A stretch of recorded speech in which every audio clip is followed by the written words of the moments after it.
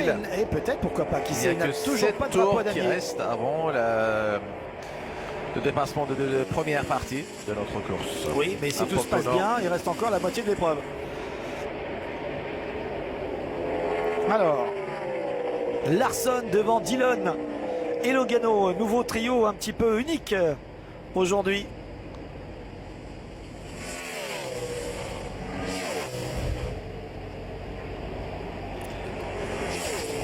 Le pilote de Richard Childress Racing n'a jamais gagné une course à NASCAR Sprint Cup pour l'instant, comme Kyle Larson.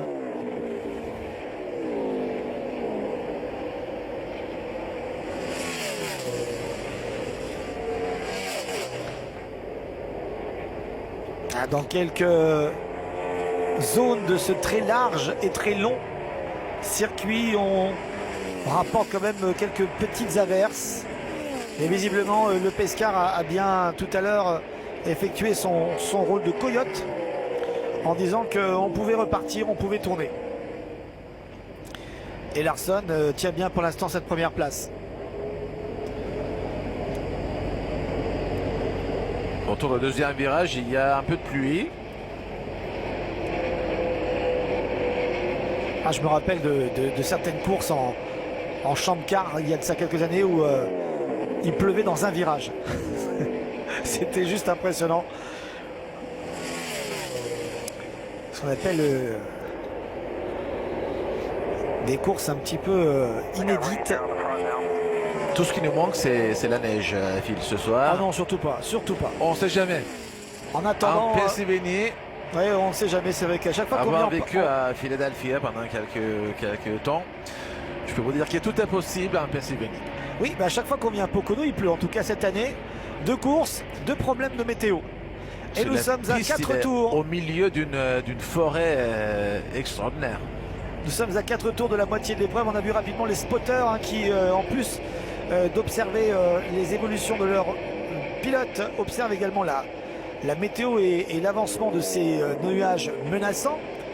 Pour l'instant, 2 jeunes pilotes sont en tête, Kyle Larson et Austin Dillon. Tous deux à la recherche d'une victoire cette saison. Regardez, ça fait 118 courses que la Front Row n'a pas gagné, 96 courses pour la Chip Ganassi Racing et 93 courses pour Richard Childress.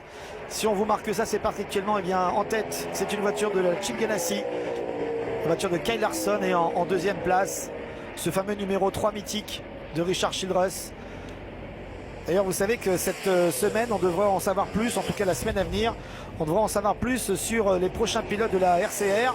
Austin Dillon, il a essayé de passer Kyle Larson. Il chasse, mais il l'a bien défendu. Première intimidation. Il a fait comme l'illustre et défunt Dale Earnhardt. Mais il je est en train pense qu'il y aura un d'intimider. changement bientôt. Oh, Là, si vous le dites. numéro 3. Austin Dillon. Il va réessayer. Il va peut-être profiter de la longue ligne droite pour prendre l'aspiration. Mais on voit que Larson, là, est... Il a du mal à garder sa place. Oui, mais voilà, il va plonger à l'intérieur. Pour l'instant, bien il défendu, ferme bien les portes. défendu. Ouais. Ah, mais il force, Dillon, attention. Attention aux sorties de virage, si les voitures glissent, ça peut faire comme tout à l'heure entre Jet Burton et Almirola. Mais là, sur la ligne d'arrivée, Dillon est officiellement devant. Il sera crédité de ce tour. Il a l'avantage, mais il ne l'a pas conservé. Larson est revenu. Bonne manœuvre à l'entrée du virage. Mais Dillon sera crédité de ce tour. On l'a vu, il est passé devant sur la ligne d'arrivée. Et c'est sur la ligne d'arrivée que l'on crédite un pilote d'un tour mené ou pas. Très bon travail de défense de Larson.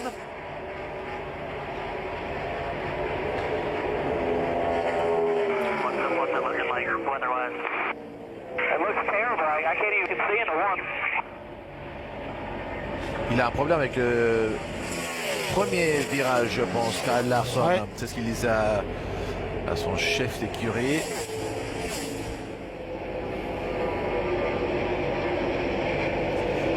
Confirmation de l'abandon d'Aric Almirola pour la petite histoire. qui a provoqué le dernier drapeau jaune. Et on retrouve Logano qui revient. Et on le sait toujours, hein, un gros duel fait perdre un peu de temps et favorise toujours le retour de ceux qui sont derrière. Et qui est derrière pour l'instant? Bien, c'est Logano.